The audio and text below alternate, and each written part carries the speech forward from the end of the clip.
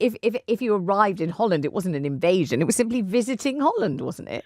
Well, I think that's right. But I think what we've also got to remember the context, where I think a lot of people felt that the UK might have locked down too late, rather. Yes. It should have locked down earlier. And that was because I think Boris, being the sort of the libertarian that he was, I think he was a bit sort of, he didn't want to shut down the economy. He didn't want to shut down our borders, didn't want to shut down anything like that. But of course, if the UK shut down too late, then in order to counter that, you've got to be the Prime Minister of the United Kingdom, of a European nation, to deliver the vaccine rollout in super quick time. So this was, I think, part of his legacy, to be able to say, look, okay, we shut down a little bit too late, but look, we were the fastest rollout vaccine across Europe, and we were. And I think that's why there was so much pressure to get as many vaccines as we possibly could into the country, and that includes this kind of plan. Well, in Boris's hands, the absurd often works, doesn't it? The theatre of the absurd. Boris is the master of the absurd. Yeah. In some respects, getting to be PM was the absurd. But we had a glorious revolution, 1688, I think it was. Yeah. And Boris is proposing to reverse history with his inglorious revolution. England invading Holland. Well, but is it an invasion? I mean, it's not like the borders of Holland were closed and England would have had to break into Holland. You could have just gone to Holland, couldn't you? Why is it invading? Well, we had enough stuff going on. Not trying to take possession of Holland. All you were trying to do was get our AstraZeneca vaccines, which were impounded in a warehouse, and bring them home. Is that an invasion?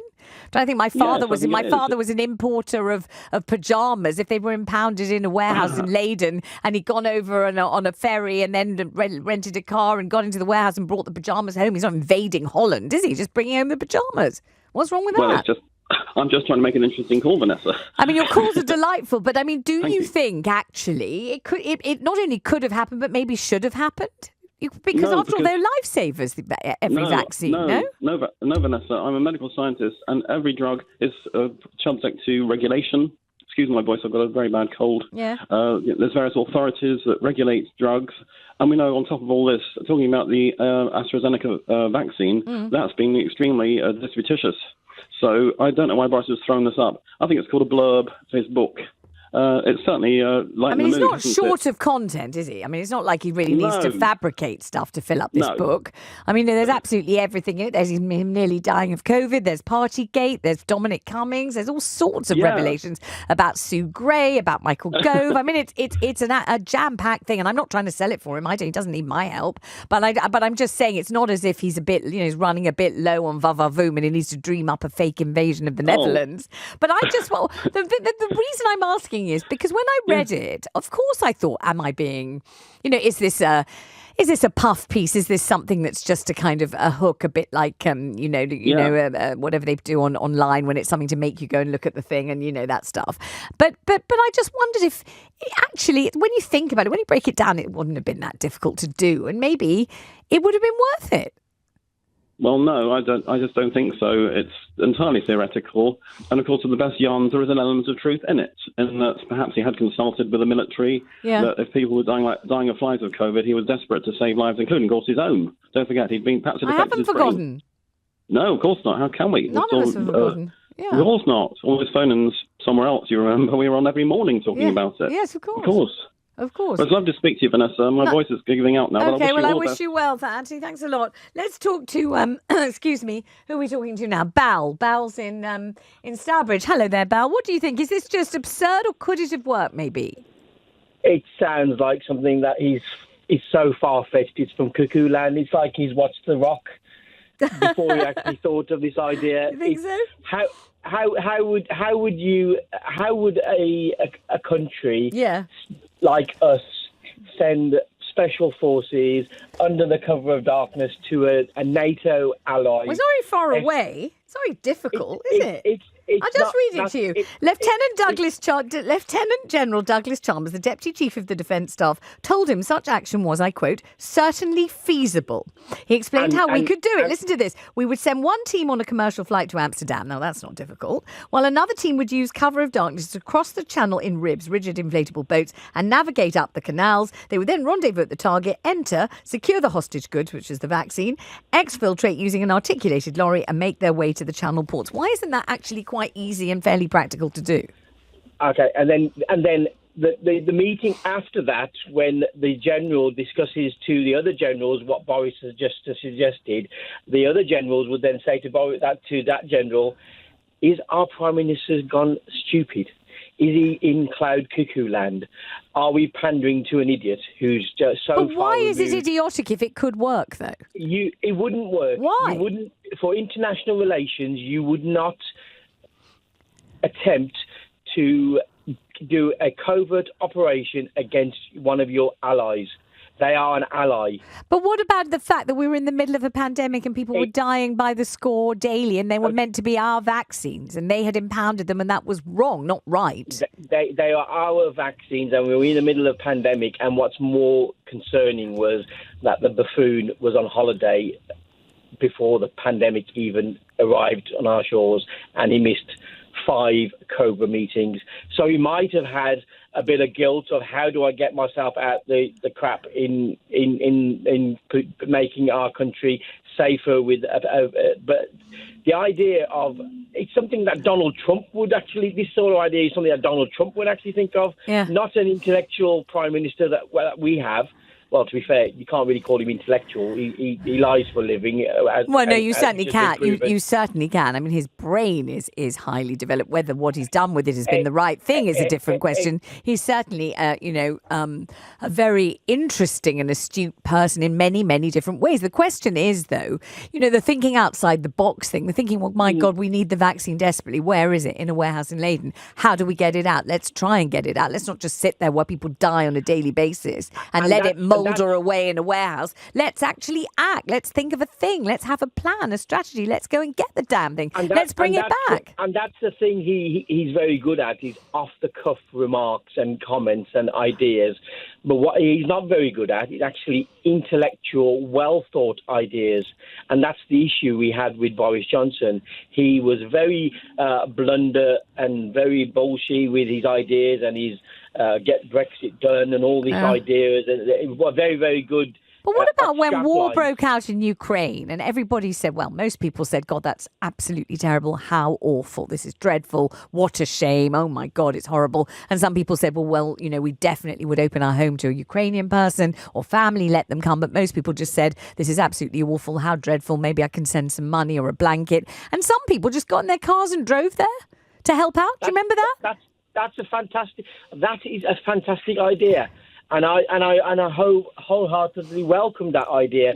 But to send special forces over the channel to one of our NATO allies... You keep saying it's one of our NATO allies, but if they've got our vaccines and people are dying, how much of an ally is that? That doesn't matter. It does matter, though, doesn't it? It really matters. But it does matter that, obviously, yes, they've got our vaccines, but I'm sure diplomatic routes would have been better than sending... But they weren't, though, were they? Because it didn't work. And what about the fact that we're in the middle of a pandemic? Who really cares much about diplomatic relations when we don't know whether we're going to have piles of bodies in the streets and the NHS is going to cave in? I mean, you've got to remember what it was like at the time. It wasn't very long ago. You mentioned the pile of bodies. I think that was a comment he made once. I don't know. He says he didn't, though. He doesn't. He says he didn't. He says he didn't. He didn't say that. So the romance of the idea, and remember the film that they could make about it, and it would be made in a nice British studio somewhere here, and we could watch the film of our truck going, and people climbing across the whatever it was, what do they call them? The polders, the reclaimed land. I remember learning about this at school. The polders in the Netherlands, and crawling along the canals under cover of darkness, and then bringing back our vaccine. That'd be an absolutely magnificent film. Michael Caine's still alive. He could star in it. It would be great, don't you think? This is a very, very good PR exercise on Boris trying to sell his book. Yes, he's making lots of money on the speaking circuit, and yes, he's got a book out, and yes, he's got obviously Winston Churchill's book coming out. Yeah. So to be fair, very, very good. If his mind as a politician and a prime minister worked as well as it did as a author, then the country would have been in a far better place. Beautifully said. Let's talk to Connie, who's on the line in Preston. Hi, Connie. What do you think? Hi, Vanessa. Hi. Nice to talk to you. Good to talk to you. First of all, it's a little bit of old news because this was already in the Dutch press last December. Boris had apparently intimated this. Now, I'm Dutch. I actually come from Leiden. But I have lived in the UK for a long, long time. Okay. But I see it from a different viewpoint. I'm actually livid, absolutely livid with the kind of the very sort of self-important English attitude towards the rest of the world and my own country from that point of view. You can't just go in a sovereign country, sovereignty which is so important to the English because of Brexit, and just go and raid a warehouse. But what about if it's impounded your own things illegally, though? No. This is something to do with Brexit between the EU and Britain. That has nothing to do with the warehouse in Holland, where the medicine was made under license, and B, where it was stored. I don't really want to discuss that. What I want to discuss is you can't just decide as a sovereign nation to attack another nation. But why is it attacking a nation if you're just taking something out of a warehouse? That's not attacking a nation. You can't.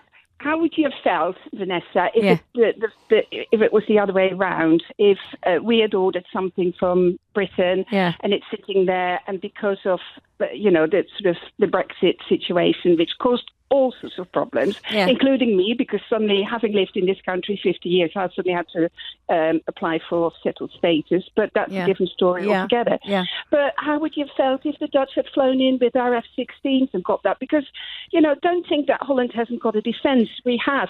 And Leiden, my city in particular, we have actually had lots of historical situations where we've been besieged by the Spanish soldiers in the 16th century. We're quite hot on self-defence as well, but also we wouldn't sort of countenance anybody attacking us and sort of flying in. But it wouldn't have been an attack, would it? It would have been some people flying in on a normal plane, some people coming in under cover of darkness, going to a specific warehouse, I suppose blasting the lock and taking the vaccine and driving off with it. That's all. It's not an attack on the country. You just don't do that. If you have countenanced us Dutch doing that in England, of course you wouldn't have. So it's absolutely ridiculous. But it's also old news, and I think Boris is just, writing about this because he wants to sell his book. And it's Boris. We know what Boris is like, but it is actually old news. Not here, though. We haven't heard it here before. It must have been covered in Holland, but not by us, was it? If you can easily find it on Dutch online websites, it was reported back in December because 23. you're Dutch, you're looking at Dutch websites, but I don't know how many. You're a lovely caller, though, I must say. It's really, really nice to talk to you. I love that. I love the way you're so partisan about your city and you wouldn't countenance it. And I like the idea of the attack on the battlements and all of that. What a great call.